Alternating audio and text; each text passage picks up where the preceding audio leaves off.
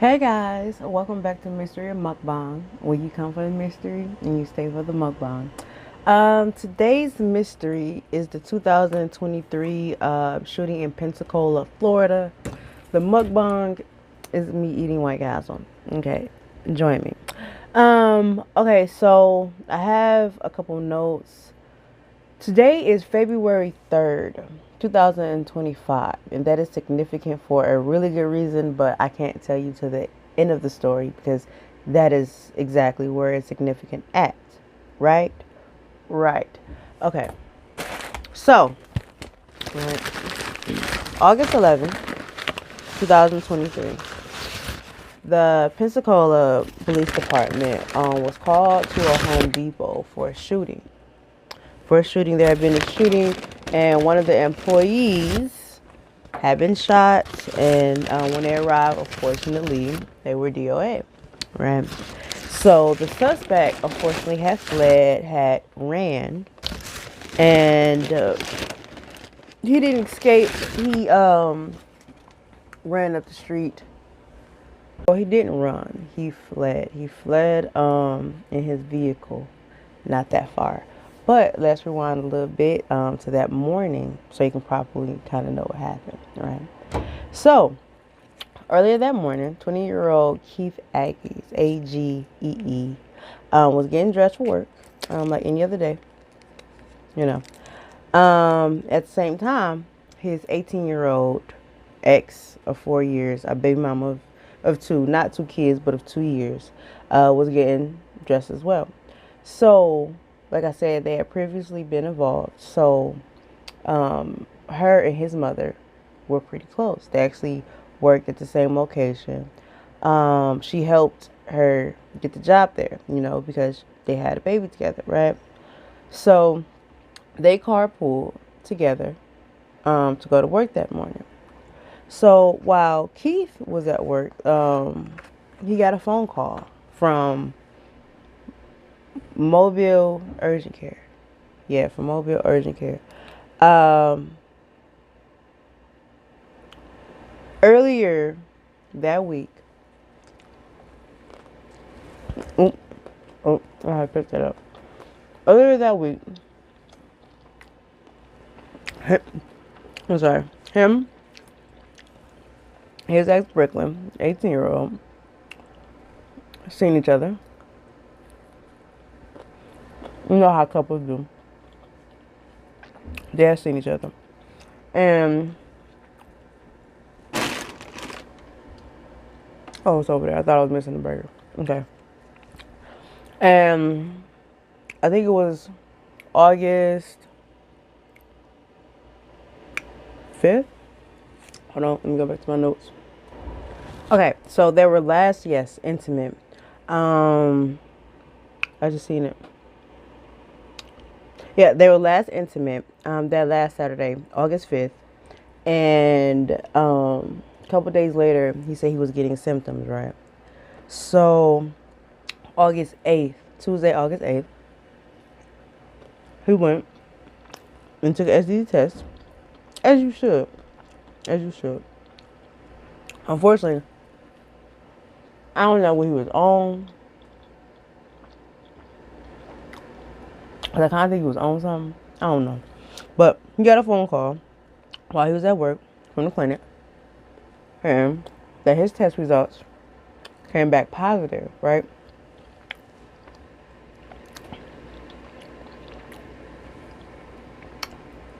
It came back positive for gonorrhea, which is going to blow your mind. So it came back positive for gonorrhea. He became so enraged that he left work, went home to his grandmother's house because that's who he currently stayed with. They had broken up, they had separated, so he went to go live with his grandmother. Not sure where she went to go stay, but that's currently where he resided. The location of the house is less than 2 minutes from his job.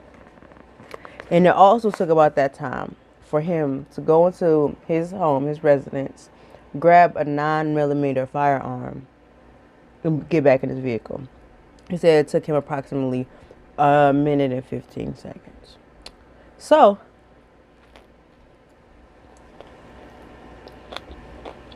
The whole time, he's upset. He finds out where Brittany is, right? Because he said, we had just been intimate. I got symptoms. The test came back positive. I need some answers. As anybody would, right? So, Pensacola is about an hour away. They were in Calvert, Alabama. That's where they this had originally taken place. But the later part in Pensacola, Florida, right? Which is about an hour away. So, on the way there, he realized that he didn't have any gas.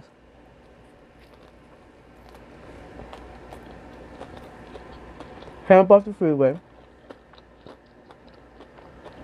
got some gas, sat there for about 30 minutes, thought about what he should do, and continued to Pensacola, Florida. So, mind you, like I said, right? His mama worked with Brooklyn. Not only did they have the same job, but she was a supervisor. She was over Brooklyn. So he makes it there. He sees his mother's vehicle, parks next to her vehicle, goes inside the store, locate Brooklyn. So he says at first that, he's trying to talk to her, whatnot. But apparently, they had already had this conversation already, because she said, not this again. And when a woman says not this again, that means y'all had already talked about it until your face was blue. And he wants you to hear and talk about it more.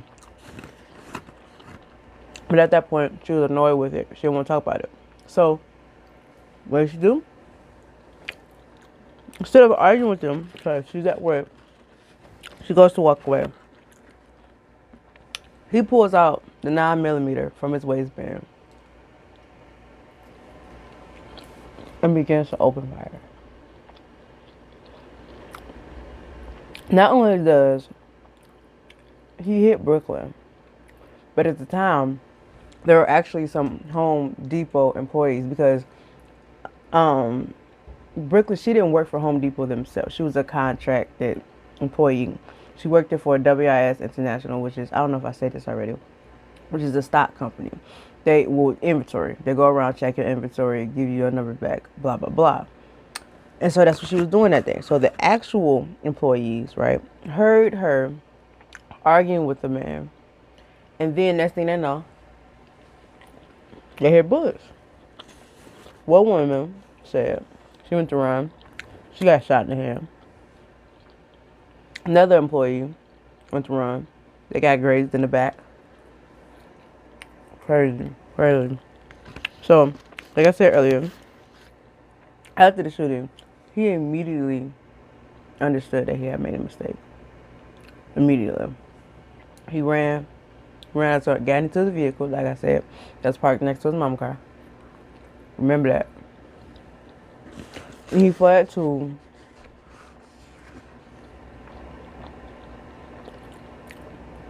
Mellow Mushrooms, which is a pizzeria, right, in Florida. They are known for their kind of psychedelic decor. Kind of, you get mushrooms, and that's what happened. When he got there, because he had actually, I guess they said he had walked through some areas first. He got out of his car, started walking around, went through some back roads, and then he called the police. When he called the police, he did say on a 911 call, he did confess what he had done. And in no time did he try to deny any of this, which is cool, right? Caught red-handed. You shouldn't be trying to deny none of this, because you did it. Cops say they've never really had a case like this to where they see stuff all so laid out in front of them, all so in plain sight, right? So he gets arrested. And is taken to county, right? Where's the question? I'm sorry, this part that irritates me. So, while everything's going down, the family's mourning Brooklyn's passing, right? Because she just got unalive from stuff with her ex, which is, they didn't know, she actually had a protection order out on him. But as couples do, they still kind of mix and mingle sometimes. And that's how they had been together that weekend before when they were intimate, even though they weren't supposed to be. Listen, no judgment. We listen and we don't judge. Well, we should. Anyway, so, right? So, she had a protection on her, so they actually wasn't supposed to be around each other. Because not only had he been violent with Brooklyn before, but there are police reports of him being violent with his exes as well. She wasn't the first one to be a victim of DV with him, which is, domestic violence. Oh.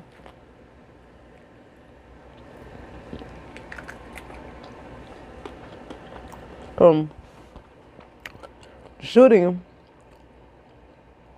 was caught on camera.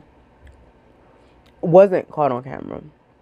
But the recollection of everything was told by the employee that had got shot in the hand, because she was the closest one by it at the time. What made him shoot was that he said that it was her walking away. That if, I guess, she had stayed there, tried to talk to him and argue with him, then he wouldn't have let off any shots. But unfortunately, I guess he let his anger get the best of him, and that's what happened. So,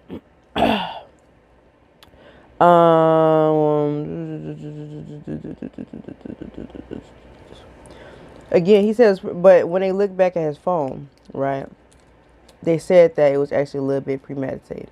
And here is why. Here's why. So, it's premeditated because he had been talking about it for hours. The shooting occurred at 1:22 p.m. Mind you, I said he had went to work earlier that day. He had been texting somebody.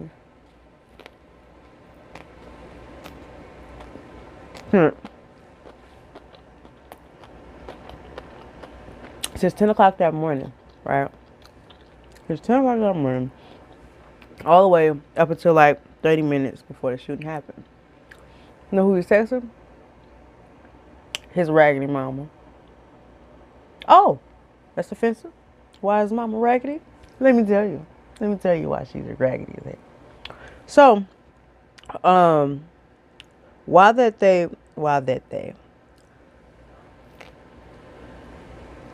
while all this was going on, right? He was texting his mama about what was going on. And she was encouraging all of this. She didn't say, oh no, baby, calm down. You don't need to be doing all this. Not only did she encourage it, she told him that if he didn't do it, he was less than a man. We're just going to say that.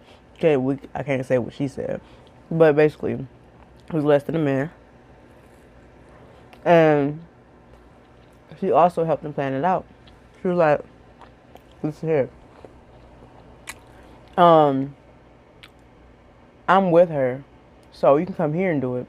So you won't have to do it in front of your daughter. Right? It's not sweet. It's just like, you want to be a good grandmother, but your mothering skills are horrible. And so she sent the address to the Home Depot that they were at, because they're not always in the same location. So he didn't know where she was. The mom and the text messages that they had deleted, they recovered them. And the mom was texting location where they at. So there's footage of the mom walking around the Home Depot, because I guess she's a supervisor and stock and the inventory. She didn't really got to do nothing. So in 10 o'clock up to 30 minutes before the shooting, there's footage of her walking around texting. So in the text messages, it even says what he's supposed to do. and for him to even delete the text messages because she don't want to get caught with him. Even though it's on camera that you even stood by the front door moments before he was arrived to be a lookout so that your son can do this. Mind you, I told you that when he pulled up, he pulled next to his mom's car. Yeah, yeah. Which is even more sick is that it was later found out that about 2 hours before the shooting occurred, Brooklyn FaceTimed her mom because her mom had their 2-year-old daughter.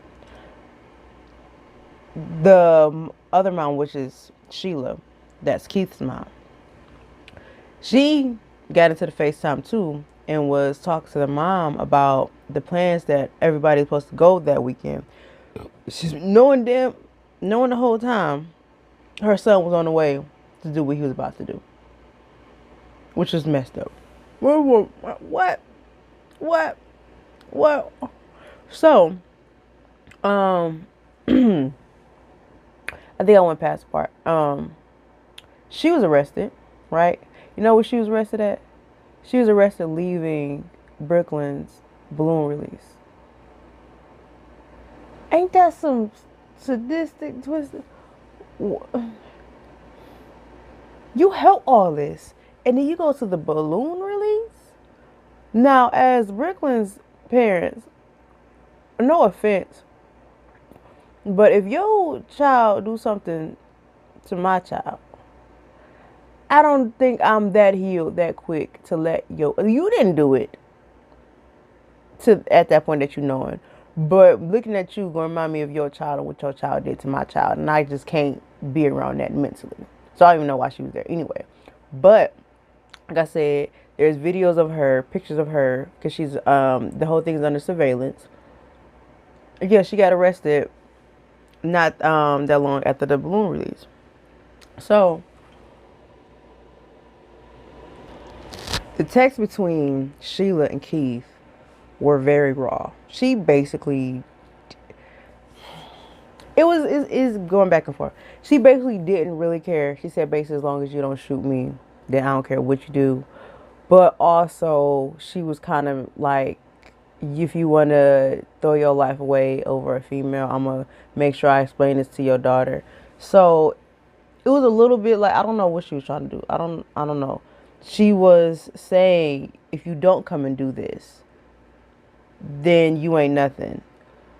But if you do it, you gonna throw your life away over a female. That don't make sense. But then she went back to make sure you come and do it here. I don't know exactly what's going on. There are some snippets of some text messages. This is the current one that I have right now. I think I have some more other than these. But let's just say August 11th, text between the son, Keith, and the mom, Sheila. Keith.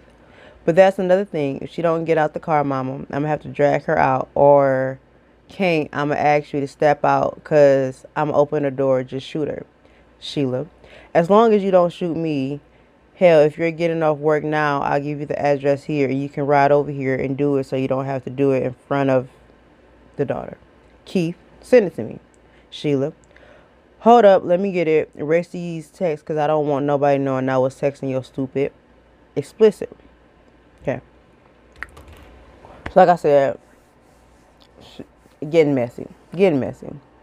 So, also come to find out, right, that Keith, remember I told you he pulled over in Loxley for about 30 minutes, right? So at that point, he was starting to calm down. But as he's texting his mother, right, he was like, maybe I'll just shoot her. Maybe he wasn't trying to take it that far. Mom's wasn't having it. She said, oh, you go big or go home. Go big or go home. He didn't go home. Because then we wouldn't be talking about this right now. He didn't go home. So yeah, she could have, several times she could have not been unalived, but yeah, due to the mom, it went further than it was supposed to. Like I said, the mom said later that she had changed her mind and didn't want him to do that to Brooklyn.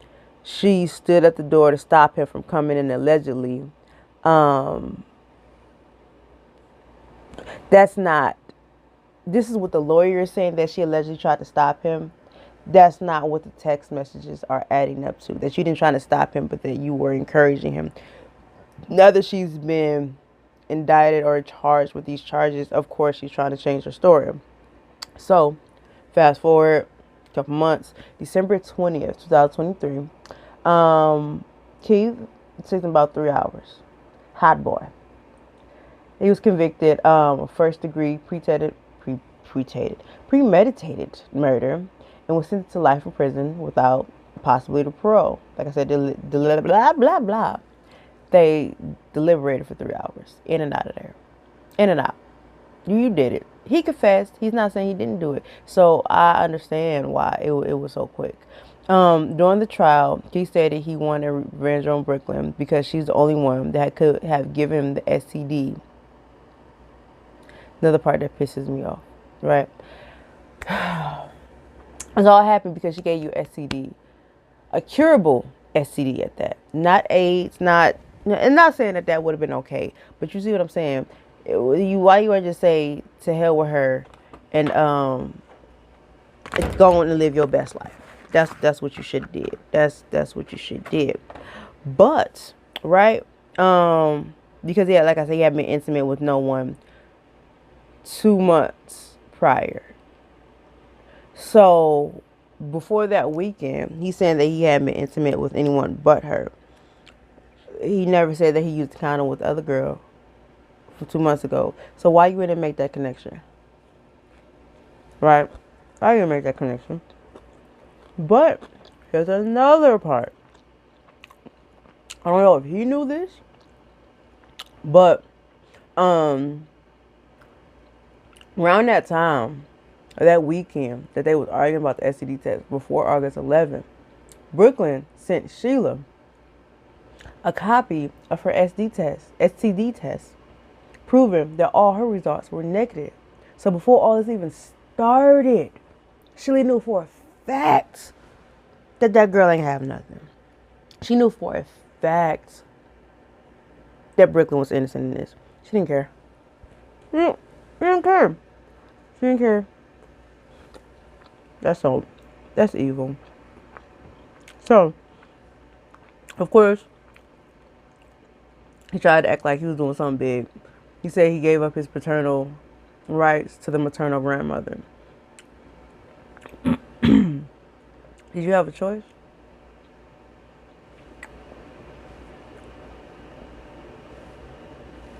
Yeah, I don't think you had a choice. They're going to take that from you anyway. So, I'm getting through my notes. So, unfortunately, this is why I said that at this point, this is why this date is so significant, that it's February 3rd, right? Remember how I told y'all Miss Sheila got arrested after Brooklyn's balloon release, right? It was so much back and forth between the jurors at her trial. They had to call it a mistrial. At some point, somebody was doing a crossword puzzle, had to be taken home, came back with another crossword puzzle. Before they were supposed to go in, people started arguing to a point stuff got racial.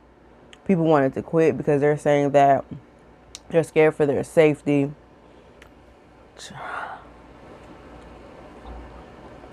There's so much going on. There's so much going on. So, February 3rd is significant because her trial is February 5th in 2 days. I did not know that before I picked up this story. This story has actually been in my phone for a good 3-4 months. It just happened to be one of the first stories I have, so I decided to start from the beginning and look at that. When I decide to pick it up, it's ongoing, but it's about to end in 2 days. Well, allegedly, because y'all know how trials go. Y'all know how She could be another mistrial or something. How I have to tell y'all how Miss Sheila trial goes, but let me tell y'all. If they don't throw little baby up the river, if they don't throw little baby up the river, because how dare you? Your son has anger issues. You see your son has anger issues. Because like I said, Brooklyn had a protection order on him because of his violent nature. Not only that, but there were other exes who also said that he had been violent with them as well, right? So you know your son got issues. Not only do your son got issues, but you got issues too. Maybe that's the problem. Maybe because you got issues, you ain't seen that your son got issues, and you just don't care because you got so many issues going on. Maybe that's what that is. Yeah, but they gonna throw little baby up the river because people are saying that he's not going to be honest about everything that went down in front of his mom. I don't believe that. Like I said, he was regretful. He was regretful as soon as he did it. He called the police within minutes of him running, confessed the whole thing. At no point did he say, like, no, my mom didn't say this. Yes, this is I got the address from my mom. Now, she didn't give him Brooklyn's exact location in the Home Depot. He did have to find her. But you got to the Home Depot anyway because she sent you the address. Yes, and she didn't tell you. I don't know if she told you, but you knew this whole time that this girl was innocent, and you still let your son come and do this stuff. So now that it's a mistrial, like I said, in 2 days, it's Monday night now. So I will be following up with this story Wednesday. I'm not going to publish the story. I really want to add it to the end so that, it won't be a double story going on. So I guess at that point, that's why I'm going to follow up. But it's so much going on. And there's so much stuff. I actually pre-recorded this episode. But it was just so much new stuff keep coming out that I had to throw it away and start over.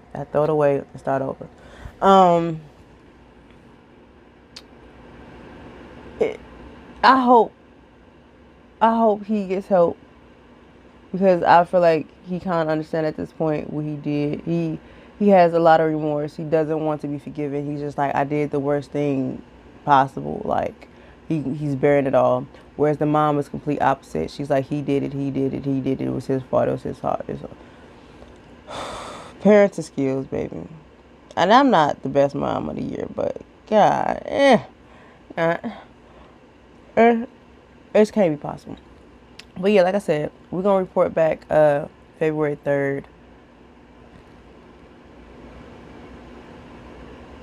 I don't know what to say because all this could be prevented in so many different ways. She sent you the text. She sent you a screenshot of her being negative. You didn't consider that you slept with somebody else before. You slowed down in Loxley, pulled over and rethought it, but you still pulled back over. You calmed down when you got into the Home Depot, but again, you let your anger get the best of you because you then turned around and shot at her. I really hate that this happened to this young lady when she was completely innocent and she wasn't doing nothing. She didn't know at all that the mom was a wolf in sheep clothing. She didn't know. And that's really, really hurtful. Really, really horrible. So, with that being said, I'm going to end this here until Wednesday to where I can conclude this story because I really want to see how this goes. So until then, thank you guys for tuning into Mystery Mukbang. We'll see you at the next one.